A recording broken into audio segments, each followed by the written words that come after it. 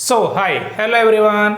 हाँ भाई, देखिए आज के इस वीडियो में अपन डिस्कस करेंगे कि राजस्थान में सरकारी शिक्षक कैसे बना जाता है, क्या क्या क्वालिफिकेशन चाहिए, कौन कौन से एग्ज़ाम देने होते हैं, वो सारी चीज़ें अपन डिस्कशन करेंगे।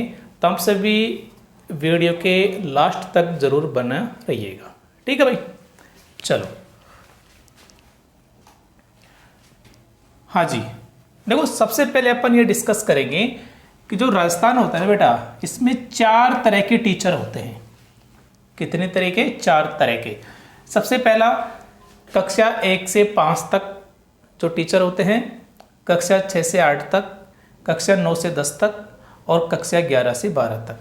ध्यान रहे अपन स्कूलिंग टीचर की बात कर रहे हैं, कॉलेज जो टीचर होते हैं, कॉलेज लेक्चरर, उनकी बात अपन नहीं कर रहे हैं, ठीक है। कक्षा 1 से 5 और 6 से 8, यानी कक्षा 1 से लेकर के 8 तक जो टीचर होते हैं उन्हें 3rd ग्रेड टीचर बोला जाता है।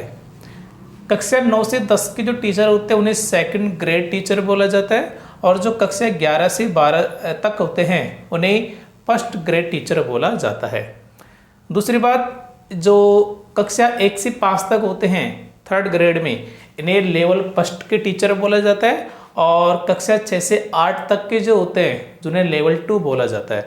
यानी 3rd ग्रेड के अंदर 2 लेवल होते हैं, लेवल 1st जिसे L1 कह देते हैं, लेवल 2nd जिसे L2 बोल देते हैं, ठीक है। तो ये 4 तरह के टीचर हो गए।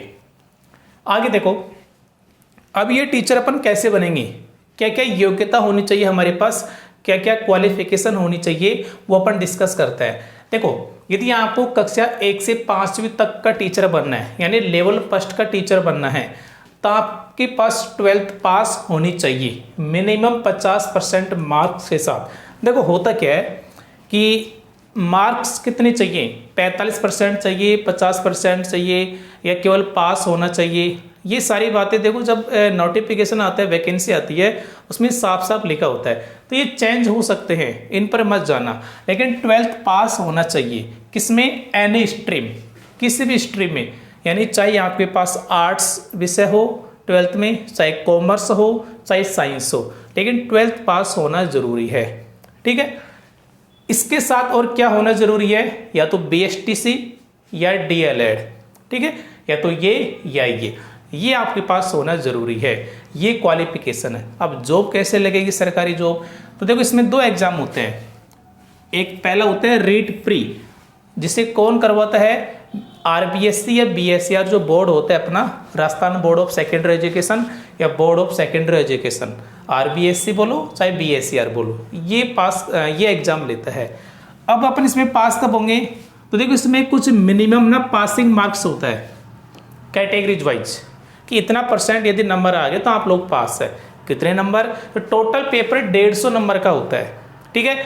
यदि कोई जनरल का है तो उसके 150 का 60%, यानी 90 अंक आना जरूरी है। यदि 150 में से 90 नंबर आ गए तो आप लोगों का रीट प्री पास हो जाएगा। यदि आप लोग OBC, SC, ST, EWS ये MBC के स्टूडेंट है तो आपके 55%, यानी 150 का 82.5 नहीं 82 ले लेते हैं, तो 82 अंक होना जरूरी है, यानी कम से कम इतने अंक आना जरूरी है।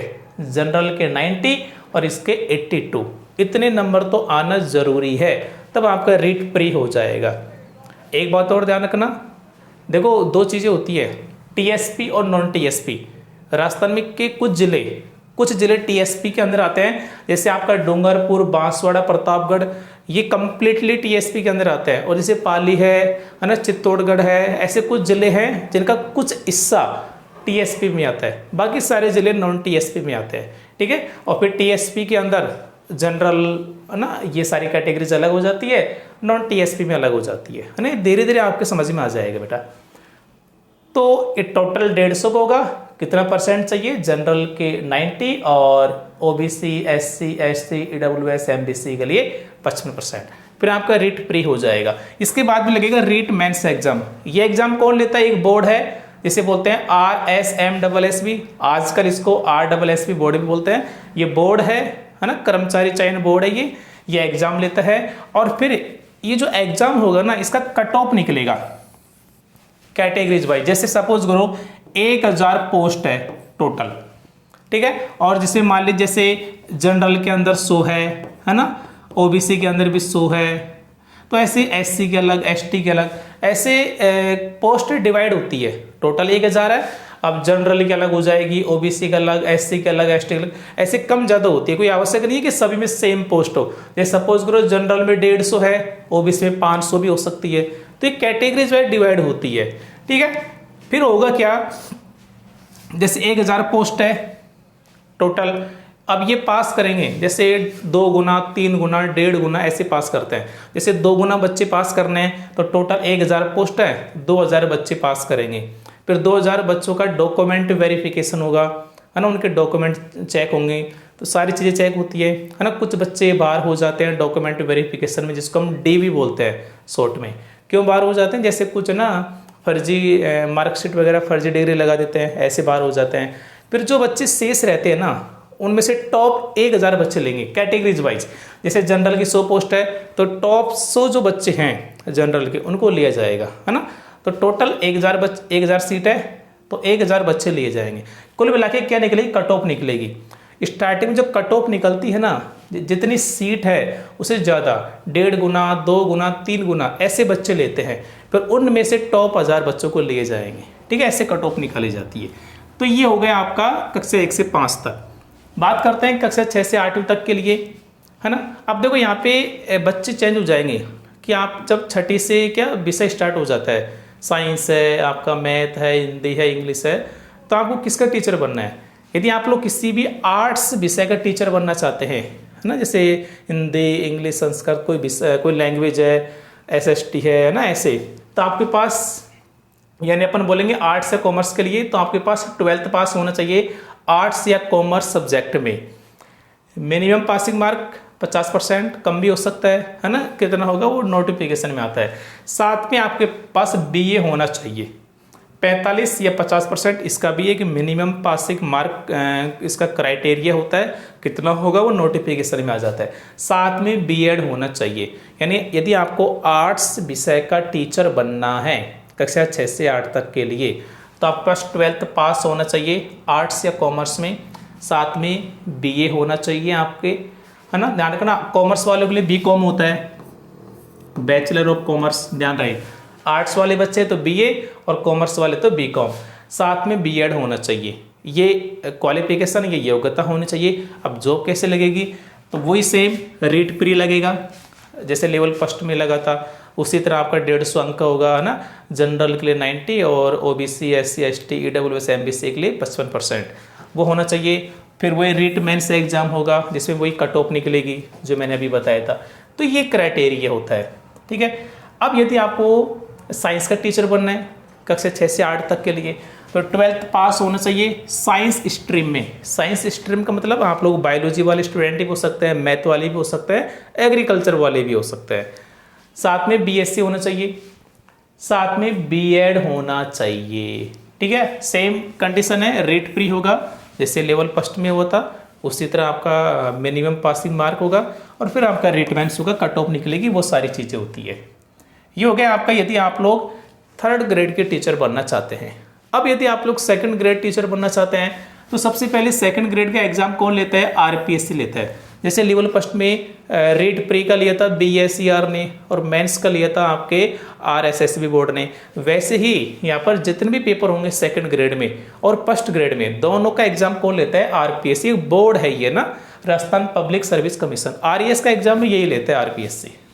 अब देखो 2nd ग्रेड में क्या है, जैसे लेवल 2nd में क्या था, 3rd ग्रेड का जो लेवल 2nd था उसमें क्या है, यदि आप लोग आर्ट्स के हैं, आप लोग टीचर बन गए, तो आर्ट्स का कोई सा विषय आपको पढ़ाना पड़ सकता है, ठीक है। साइंस यदि आपने दिया तो मैथ या साइंस दोनों में से कुछ भी आपको पढ़ाना पड़ सकता है, लेकिन यहाँ पर ऐसा नहीं है। यहाँ पर होता क्या है, यदि आपको हिंदी का टीचर बनना है, संस्कृत का बनना है, अलग अलग टीचर होते हैं। इंग्लिश का अलग होगा, एसएस का अलग होगा, साइंस का अलग होगा, मैथ का अलग होगा। अब देखो यदि हिंदी, संस्कृत, इंग्लिश, एसएस इनका कोई टीचर बनना है, तो ये आर्ट्स के विषय है, तो 12th पास होना चाहिए आर्ट्स या कॉमर्स में। कॉमर्स का बच्चा भी आर्ट्स में काउंट होगा यहाँ पर, ठीक है। मिनिमम पासिंग मार्क जो भी होगा नोटिफिकेशन में आ जाता है, 12th पास होना चाहिए। साथ में बीए, यदि आप लोग कॉमर्स हैं तो बीकॉम, बीए या बीकॉम होना चाहिए, साथ में बीएड होना चाहिए। यदि आप लोग साइंस का टीचर बनेंगे तो 12th पास साइंस स्ट्रीम में, साइंस स्ट्रीम का मतलब बायो का, मैथ का या एग्रीकल्चर का कुछ का भी स्टूडेंट हो सकता है, साथ में बीएससी प्लस बीएड होना चाहिए। यदि आप लोग मैथ का टीचर बनेंगे तो 12th पास पीसीएम, फिजिक्स केमिस्ट्री मैथ के साथ प्लस बीएससी प्लस बीएड, ये क्वालिफिकेशन होना चाहिए। जॉब कैसे लगेगी? 2 पेपर लगते हैं, paper first, paper second. Paper first आपका जीके बेस पेपर होता है, पेपर सेकंड सब्जेक्ट का होगा। जैसे यदि आप लोग हिंदी का टीचर बनेंगे तो पेपर फर्स्ट जीके का होगा और सेकंड आपकी सब्जेक्ट यानी हिंदी का होगा। साइंस का टीचर बनना चाहते हैं, पेपर फर्स्ट जीके का होगा, पेपर सेकंड आपका साइंस का होगा। ठीक है, तो पेपर फर्स्ट सभी का जीके का होता है, सेकंड आपका सब्जेक्ट का होगा। यहाँ पर भी मिनिमम पासिंग मार्क चाहिए अलग अलग पेपर में कैटेगरीज वाइज। जैसे जनरल का कोई बच्चा है तो इसका भी जितना भी नंबर का पेपर होगा 40% नंबर आना जरूरी है और इसमें भी 40% नंबर आना जरूरी है। यदि किसी एक पेपर में 40% आ गए और एक में नहीं आई तो आपका रिजल्ट ही नहीं आएगा। ये दोनों पेपर में 40% है या इससे ऊपर है फिर ना आपकी कट ऑफ बनती है। ठीक है, तो जनरल के लिए 40% और बाकी के लिए थोड़ी मतलब जनरल और ओबीसी इन्हीं के लिए 40% होता है, SC ST के लिए 35% ऐसा कुछ क्राइटेरिया है। ठीक है, दोनों में अलग अलग होना चाहिए। ये दोनों एक में आ गए एक में नहीं आए तो आप लोग फेल है। ठीक है, ये हो गया सेकंड ग्रेड। यदि आप लोग फर्स्ट ग्रेड का टीचर बनना चाहते हैं जिसे लेक्चरार भी बोला जाता है, ये एग्जाम भी कौन करवाता है? आरपीएससी करवाता है। यहाँ पर देखो 12th पास होना चाहिए, यूजी का मतलब बीए बीएससी बीकॉम। यदि आप लोग आर्ट्स के टीचर बनेंगे तो बीए होना चाहिए। अब देखो यहाँ पर अलग है, जैसे आर्ट्स और कॉमर्स सेकंड ग्रेड तक वो आर्ट्स में काउंट होता है कॉमर्स वाले बच्चे, लेकिन फर्स्ट ग्रेड में कॉमर्स के टीचर अलग ही होता है, कॉमर्स विषय पढ़ाएंगे वो।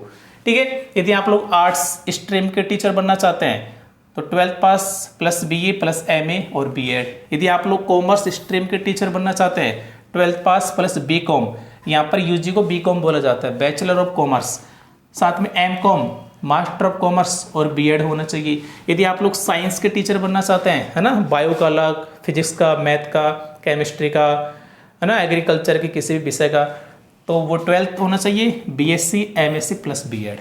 कुल मिला के चाहे आप लोग आर्ट्स स्ट्रीम के लेक्चरर बनो, चाहे कॉमर्स स्ट्रीम के, चाहे साइंस स्ट्रीम के, आपके पास 12th पास प्लस यूजी यानी BA BSc BCom, PG MA MSc MCom और बीएड होना चाहिए। एक चीज़ और यहाँ पर साफ साफ लिखा है, अलग अलग विषय के लिए अलग अलग लेक्चरर और वह विषय यूजी पीजी बीएड में होनी चाहिए। कहने का मतलब अलग अलग विषय का अलग अलग टीचर होता है। जैसे यदि आप लोगों को हिंदी का लेक्चरर बनना है 12th पास होना चाहिए और हिंदी विषय 12th में होनी चाहिए, हिंदी विषय यूजी में होनी चाहिए बीए में, और हिंदी विषय से आप लोग पीजी एमए होना चाहिए और बीएड में भी आपका हिंदी विषय होना चाहिए। यदि आप लोग बायोलॉजी का टीचर बनना चाहते हैं फर्स्ट ग्रेड का तो 12th पास बायोलॉजी से होनी चाहिए, बीएससी होनी चाहिए और एमएससी में आपकी बायोलॉजी विषय होनी चाहिए। बायोलॉजी आगे चेंज हो जाती है, बॉटनी और जूलॉजी में वो होना चाहिए और बीएड होना चाहिए। कहने का मतलब जिस भी विषय का लेक्चरर आप लोग बनना चाहते हैं वो विषय 12th में भी होनी चाहिए, यूजी में भी होनी चाहिए, पीजी में भी और बीएड में भी। ठीक है, यूजी का मतलब होता है अंडर ग्रेजुएट। यदि आप लोग आर्ट्स के बच्चे हैं तो बीए करते हैं, कॉमर्स के हैं तो बीकॉम करते हैं, साइंस के हैं तो बीएससी करते हैं, है ना, इनको यूजी बोला जाता है एक साथ। और ये होता है पोस्ट ग्रेजुएट। यदि आप लोग आर्ट्स के हैं तो एमए करते हैं बीए के बाद, कॉमर्स के हैं तो एमकॉम करते हैं, साइंस के हैं तो एमएससी करते हैं। ठीक है, अंडर ग्रेजुएट, पोस्ट ग्रेजुएट, तो ये क्वालिफिकेशन आपकी होनी चाहिए। और फिर जॉब कैसे लगेगी? 2 पेपर होंगे, पेपर फर्स्ट पेपर सेकंड। ठीक है, दोनों में अलग अलग पासिंग मार्क्स होना जरूरी है। जनरल ओबीसी के लिए 40% इसमें, 40% इसमें, SC ST बाकी सभी के लिए 35% इसमें, 35% इसमें, दोनों में अलग अलग। यदि एक में हो गए एक में नहीं तो फेल है, पेपर चेक नहीं होगा आपका, कॉपी चेक नहीं होगी आपकी, दोनों में अलग अलग होना चाहिए। और फिर उसकी एक कट ऑफ बनती है। ठीक है, कट ऑफ बनेगी भाई 40% या उससे ऊपर तो आने चाहिए तभी कॉपी चेक होगी और फिर कट ऑफ बनेगी आपकी, है ना। जैसे 100 सीट है तो टॉप 100 बच्चों को लिया जाएगा, ऐसे कट ऑफ बनती है। तो ये एक तरीका होता है राजस्थान में सरकारी टीचर बनने का। मेरे ख्याल से सारी चीज़ें आपकी समझ में आ गई होगी। फिर भी यदि कोई डाउट रहता तो आप लोग कमेंट कर देना, आपको उसका रिप्लाई दे दिया जाएगा। Thank you.